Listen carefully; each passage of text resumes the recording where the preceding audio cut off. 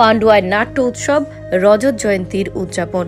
হুগলির পান্ডুয়া অঞ্চলে ডায়মন্ড ক্লাবের উদ্যোগে শুরু হয়েছে বহু প্রতীক্ষিত বার্ষিক নাট্য উৎসব। এবছর এই উৎসব তার রজত জয়ন্তী বর্ষে পদার্পণ করেছে, যা নাট্যপ্রেমী মানুষের কাছে একটি বিশেষ গুরুত্ব বহন করে।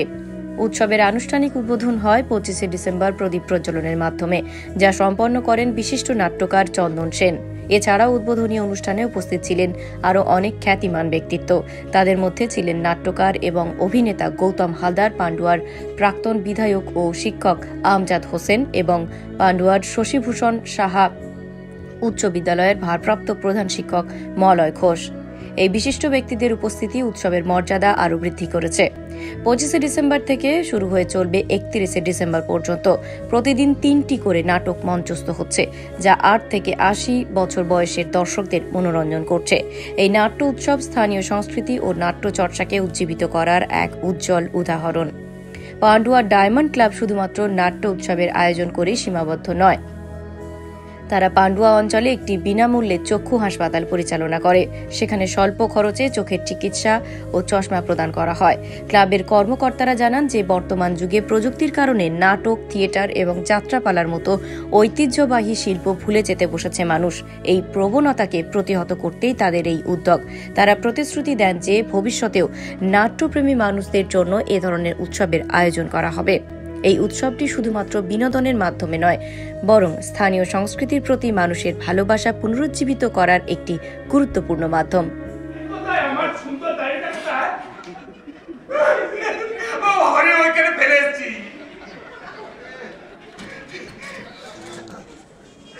দাড়ি খুলে গেল, তাও চিনতে পারিনি না। আচ্ছা, আর তো অনেক কিছু খুলেছিল, তাই না? তাও চিনতে পারিনি না। আর বলছি না, আমার কেমন আপনি বলছিল, অচেনা অচেনা মানুষের মতো। কেমন লাগলো? ভালো ভালো ভালো ভালো। একটাই বউ, তোমার ফুল সহ্য। কেলোটা তো ওখানে। কেলো কিসের? কেলো না, দেখলাম আমার বউ একটা অন্য লোকের সঙ্গে সব করছে। আরে তোর কেলোটা তোমার বউয়ের ভালো লাগতে পারে, মানে তোমার ভালো লাগে কিন্তু কারণ কি ভালো থাকছো কি ভালো লাগে না কি? আমি তো তাই ভাবছি, ভালো লাগাটা কেন এরকম হবে? আমরা যখন নিজেদের অন্যরকম ভাবে বদলে নিচ্ছি তখন আমাদের ভালো লাগছে, কিন্তু আমরা আসলে যা তখন আমাদের ভালো লাগছে না কেন? শোনো, মানে ভালো লাগাটাই যদি বদলে যায়, তাহলে আগের ভালোটা কি করে আর এখন ভালো লাগবে? সুন্দর নাচছিলে, আর থামলে কেন? আর ভালো লাগছে মানে কি কেন আমি এলাম বলে? আরে সারা দিন ধরেই করছি, কত আবার ঢল পাইছি। আমি তো দেখাচ্ছিলাম তো,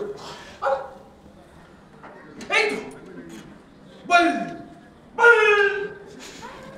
এটা পেলেন কোথায়? আপনার বাড়ির খাটির তলায়। তাতে কি প্রমাণ হলো? প্রমাণ দিল আমি আর আপনার বউ সেদিনকে ব্যাট বল খেলছিলাম। খেলতে খেলতে বলটা খাটির তলায় চলে গেল, আর আমি বলটা খুঁজতে খাটির তলায় গেলাম, তখনই তো আপনি এলেন, টেনে বার করলেন।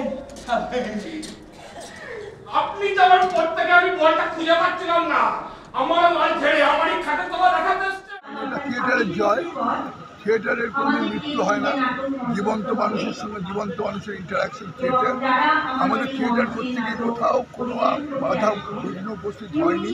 সারা পশ্চিমবাংলা ঘুরে বেড়াচ্ছি আমি, কোনো বাধা বিঘ্ন নেই কোথাও। আমরা মনের আনন্দ থিয়েটার করি। থিয়েটার সব মানুষের কথা বলে, সব পার্টির কথা বলে, সব দলের কথা বলে, সমস্ত জীবনের কথা বলে। তারপরে থিয়েটারের জয়, ডায়মন্ড ক্লাব সে থিয়েটারের জয়কে ঘোষণা করছে। এখানে শুরু হচ্ছে আমাদের থিয়েটারের একজন শ্রেষ্ঠ সম্পদ গৌতম হালদার থেকে। আশা করব যে এই কদিন ধরে ডায়মন্ড ক্লাবের পরিচালনায় বিশাল নাট্যযজ্ঞ হচ্ছে, যেখানে সাধারণ মানুষের সহযোগিতা সম্পূর্ণভাবে সজীব সফল থাকবে। আমি ছোটোবেলা থেকে এটা দেখেছি এবং শিখেওছি, জেনেওছি। সেটা হচ্ছে যে গ্রামের মানুষ সাধারণত খুব সরল হয়, সরল মানে কিন্তু সেটা খুব একটা রেয়ার গুণ, সরলতা মানে আমি সোজা জিনিসকে সোজাভাবে দেখতে পাই। অনেক সময় শহরের মানুষের ভিতরে কমপ্লেক্সিটি বেশি থাকে, জটিলতা বেশি থাকে, সহজ সত্যটা তারা অনেক সময় বুঝতে পারে না। সেই জন্য আমি দেখেছি যে অনেক বেশি মানে মানে তথাকথিত কঠিন নাটক যদি হয়, সেই নাটক কিন্তু ওটা কঠিনটা অনেক সময় শহরে হয়, কিন্তু গ্রামে তারা কিন্তু খুব সহজে বোঝে। যেমন গ্রামে শেক্সপিয়ারের নাটক কিন্তু অনেক বেশি বোঝে, এটা কিন্তু এখন প্রমাণিত সত্য। এটা সারা শুধুমাত্র আমাদের ভারতবর্ষে না, সারা পৃথিবীতেই তাই, শহরের থেকে তারা অনেক সহজে বোঝে। আর পান্ডুয়াতে এর আগের বার আমি করেছি মুন্সী প্রেমচাঁদের বরদা, একেবারে মাল্টিমিডিয়া নিয়ে অন্য রকমের একটা থিয়েটার। আর এইবারে এভার ফ্রেজারের একটি নাটক নিয়ে তার অনুবাদ করেছেন, ভাবানুবাদ করেছেন রতন কুমার দাস, একটা স্লোভেনিয়ান নাটক, স্লোভেনিয়ান নাট্যকার এভার ফ্রেজার তার লেখা। এটি একটি অ্যাবসার্ড কমেডি, অ্যাবসার্ড কমেডি বা অ্যাবসার্ডিটি নিয়ে নাটক বা একটু অদ্ভুত রসের নাটক, এটা কিন্তু বাংলা থিয়েটারে হয়, কিন্তু খুব বেশি চল নেই আর কি। সেই অর্থে অনেক সময় মনে হতে পারে একটু অদ্ভুত, কিন্তু সেই অদ্ভুত নাটক আমি দেখেছি যে আমাদের কলকাতা থেকে কিন্তু অনেক বেশি, এই পান্ডুয়া ডায়মন্ড ক্লাব বলুন কিংবা কল্যাণী কিংবা উত্তরপাড়া, যেখানে যেখানে আমি করেছি সেখানে কিন্তু রিয়াকশন অনেক বেশি, মানে পজিটিভ রিয়াকশন অনেক বেশি, অনেক তাড়াতাড়ি লোকে কানেক্ট করতে পারছে আর কি। সম্পর্কের নাটক, অদ্ভুত সম্পর্কের নাটক, সোনার হরিণ দেখার নাটক, কিন্তু সেই সোনার হরিণ মানে ঠিক রাম সীতার সেই সোনার হরিণ নয়, সেই সোনার হরিণই এখনকার যুগে কী হতে পারে, এবং রাবণ আসলে আমাদের সন্দেহের বিষই সেই রাবণ, সেইটা এইভাবেই এখানে নাটকে এসেছে। কাজে আমি খুব খুশি এখানকার, বিশেষ করে খুশি মানে আমন্ত্রণ পেয়ে তো খুশি, অত্যন্ত আদর করে যত্ন নিয়ে সম্মান নিয়ে তারা ডেকেছেন। পরপর দুবার এলাম, আশা করি সামনের বারও আসতে পারবো যতদিন পারবো। কিন্তু ওই একটি কথা যে অভিনয় করতে করতে যে প্রতিক্রিয়া পেয়েছি দর্শকের, সেটা অভাবনীয়, অতুলনীয়, এবং তার জন্যই কিন্তু আমি নাটকের পরও অতগুলো কথা বললাম, আর এখন আপনার সঙ্গে এতগুলো কথা বলছি। আমার মন ভরে গেছে একেবারে। আর অভিনেতার কাছে আমি যতই নির্দেশক হই, আমি প্রধানত অভিনেতা, তো অভিনেতার কাছে দর্শকের প্রতিক্রিয়া হচ্ছে শেষ কথা, সেখানে আমি ধন্য হয়েছি। আমাদের 25 বছর নাট্যমেলা, এবারে 7 দিন ধরে আমাদের অনুষ্ঠান। 7 দিনের হচ্ছে প্রথম দিন আমাদের গৌতম হালদারের নয় নাটুয়ার দুসরা, আর শেষের দিন 31 তারিখ আমাদের মেঘনাথ ভট্টাচার্য সায়কের ধর্মাবতার পূর্ণাঙ্গ নাটক হচ্ছে। তার মাঝে আরও একটা পূর্ণাঙ্গ নাটক আছে, আর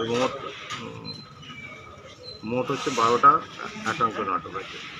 তার মধ্যে শ্রুতি নাটক আছে, বিশ্বজিৎ চক্রবর্তী আর মধুমিতা বসু, মাইম আছে। প্রোগ্রামটা এবারে সাজানো হয়েছে। এবারে কি রজতজয়ন্তী বর্ষ? হ্যাঁ, সুমন চক্রবর্তীর রিপোর্ট, হুগলি টাইমস।